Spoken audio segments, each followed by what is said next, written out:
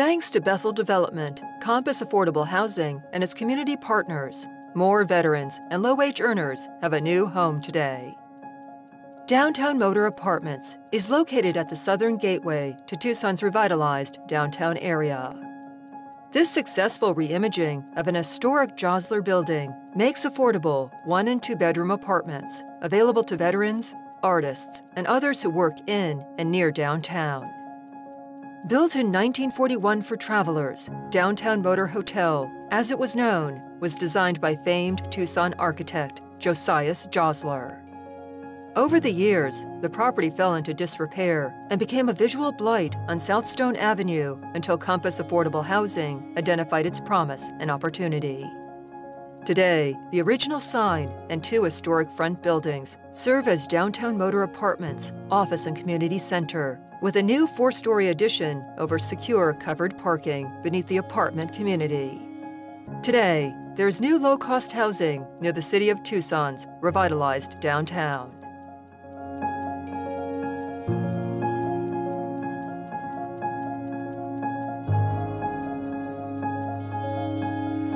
The city of Tucson is in great need of more affordable housing. More than 26,000 families pay more than 50% of their income in rent in the city. My test is, can I tell that it's affordable housing from the street? And you cannot tell that this is affordable housing. This could be, $300,000 condominiums. My personal mission at Downtown Motor Apartments is to do everything I can to remove barriers for our tenants, to answer questions and help them achieve whatever they are wanting to move towards. This is the best place downtown to be in at this moment in life. The development of the Downtown Motor Apartments wouldn't have happened without the support of the neighborhood, the city of Tucson, and our development partners. This is their story about creating new housing for veterans, artists, and other downtown workers. Well, the notion of expansion and capacity building in terms of being able to take care of, treat, and provide domicile for veterans is hugely important. I'm a Vietnam era guy, and I share, the difficulties of PTSD with a lot of veterans.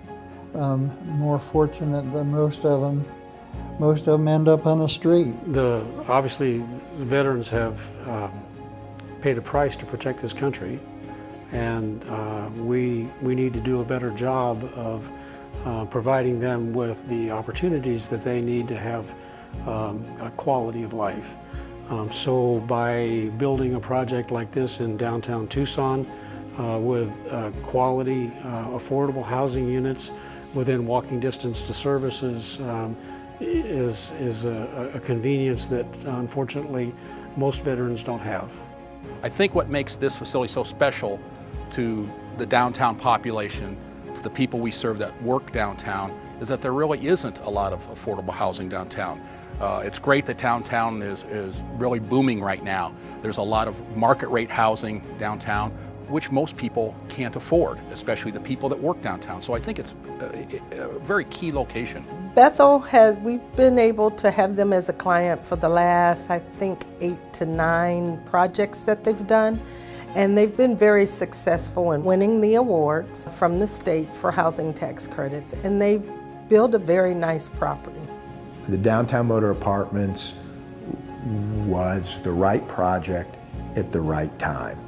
It helped us in our revitalization efforts for our downtown area and beginning to spread those a little to the south of immediate downtown.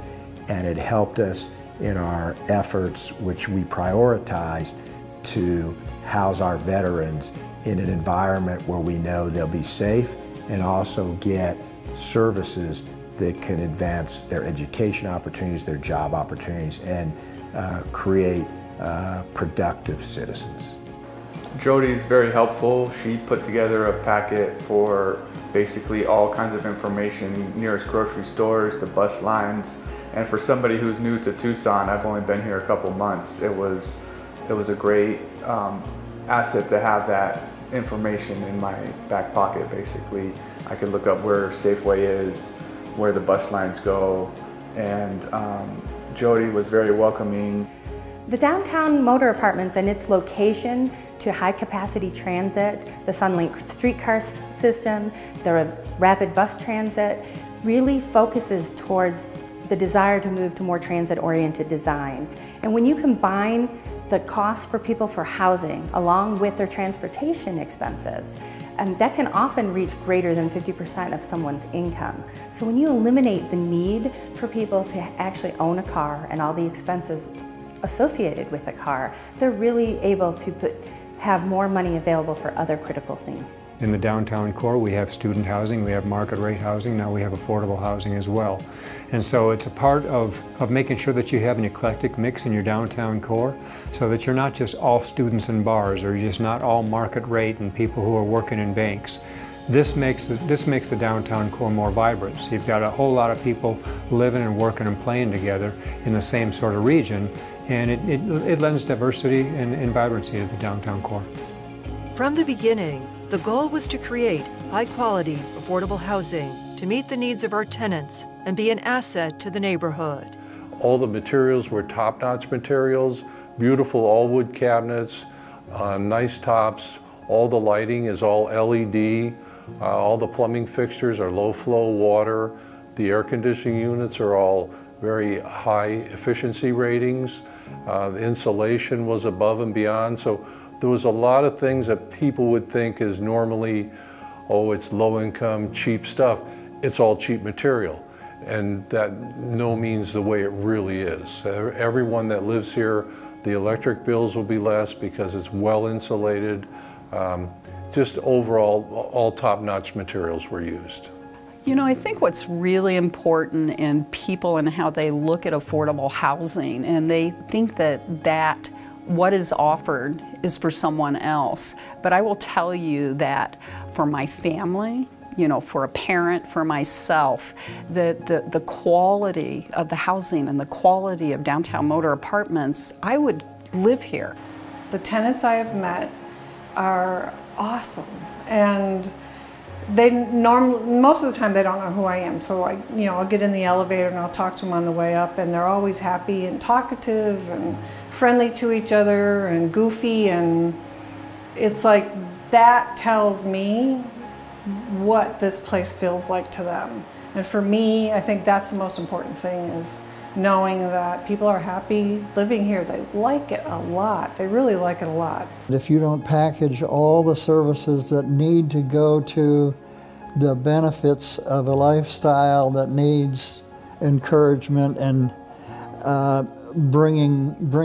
raising them up out of where they are, if you don't start with a facility that is a place to call home and sort of a home base and safety, you're probably wasting your time and your money.